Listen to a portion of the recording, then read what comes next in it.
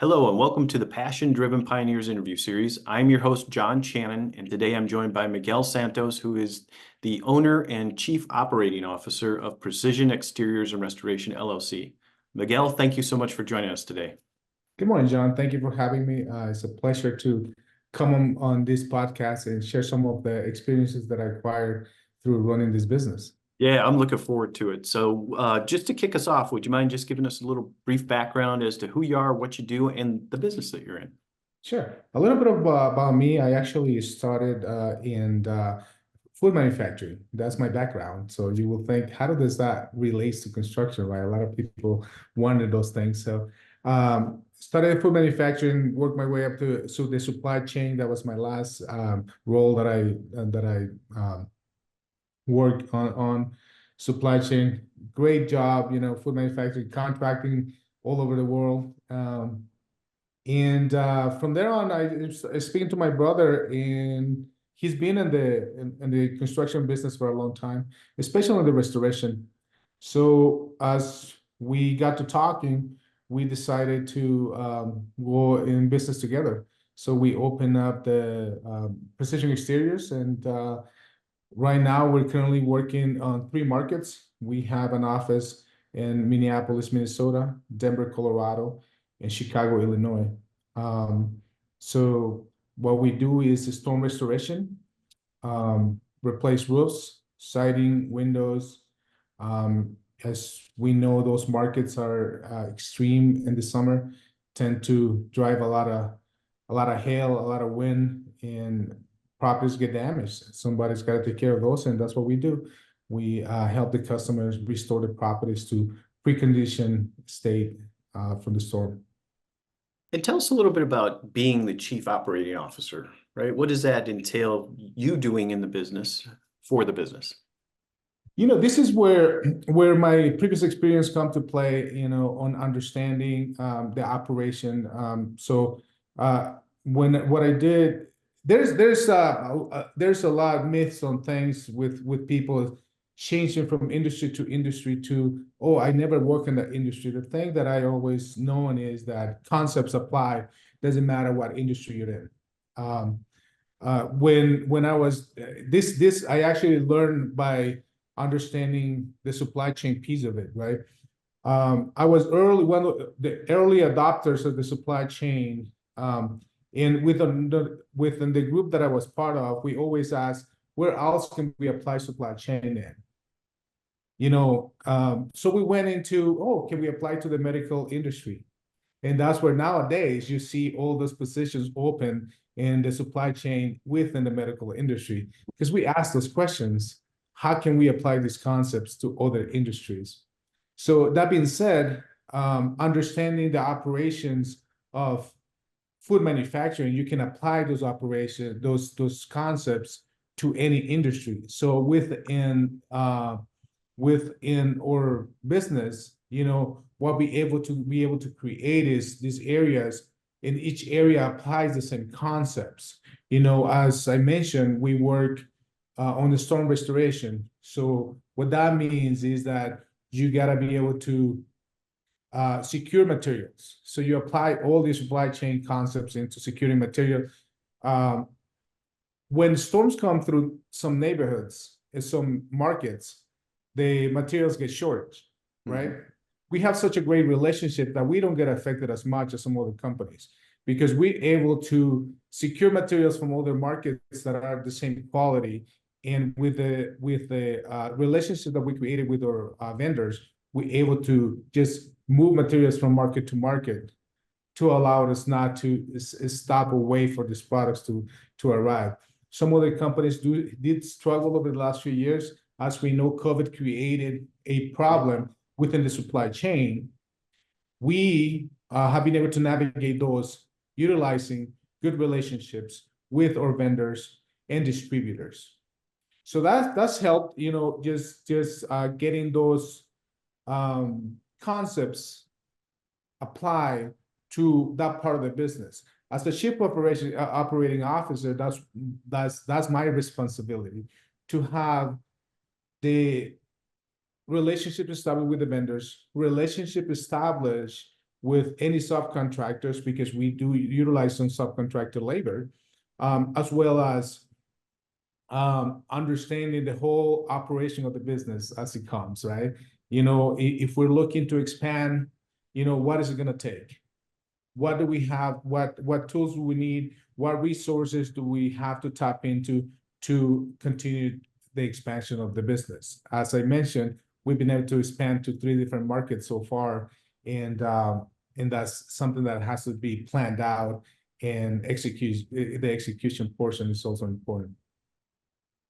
So that's really good because now you've described kind of what your competitive advantage is out there in the marketplace, which is bringing your skill set to this business, which sounds really neat.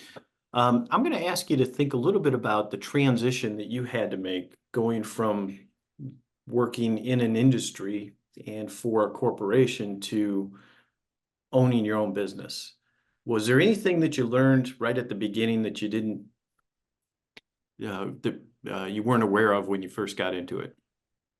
Trusting the experience that we gain on other areas.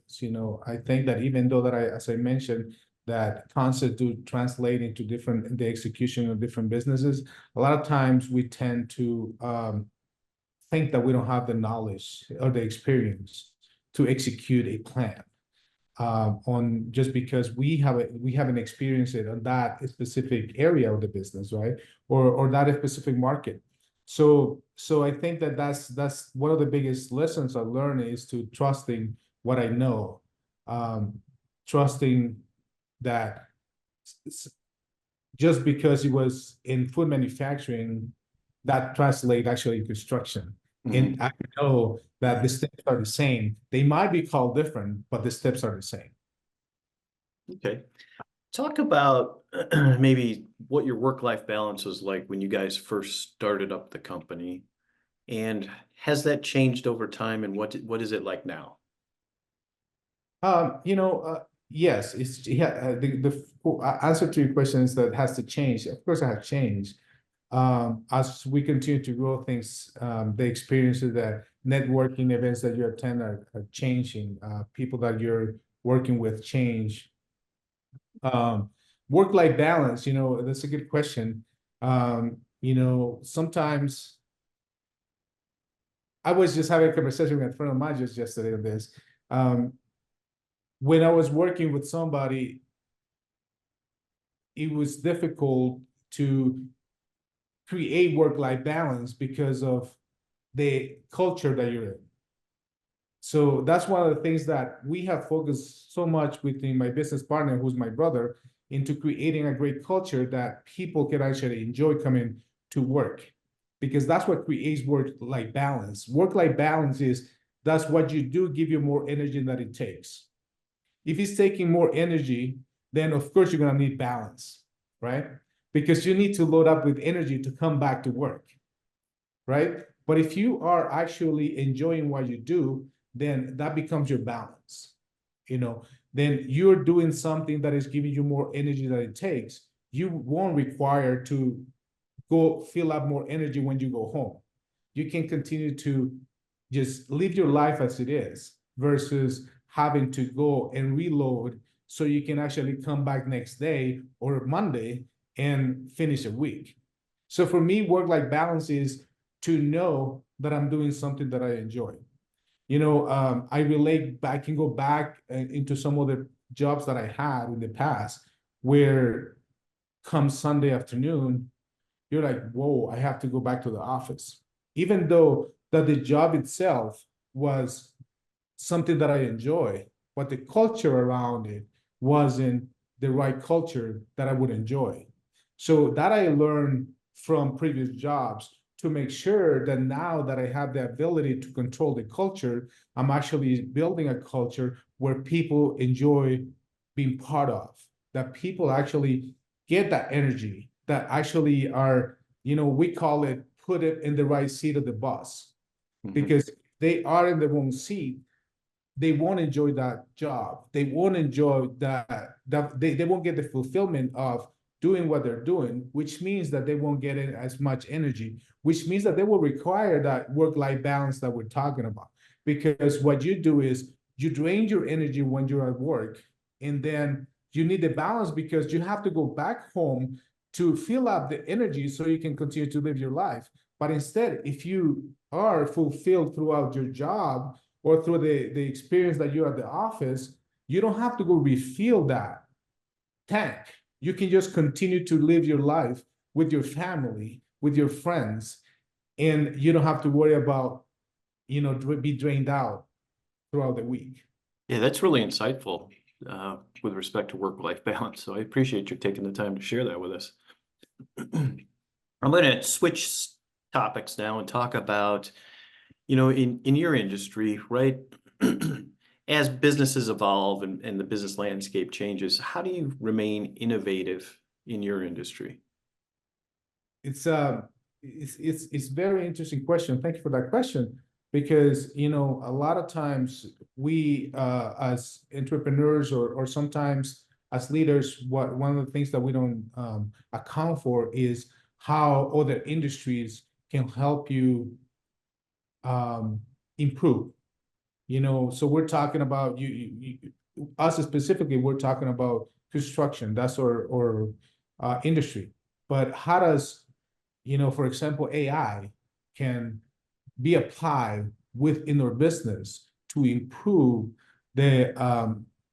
improve our business as we go along. So staying on top of the networking with other industry leaders or entrepreneurs is important to make sure that you're actually understanding how, or having the open mind to understand if any of those new changes that are happening in other industries can be applied to your business.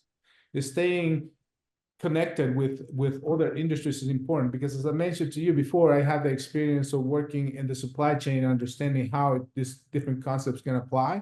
So I bring that to the table when it comes along, when we're talking about our business, under talking to other industries to see how can I take some of those golden nuggets and apply it into our business. So it's important for us to actually network to and have an open mind and see how you can actually apply any new development into our industry.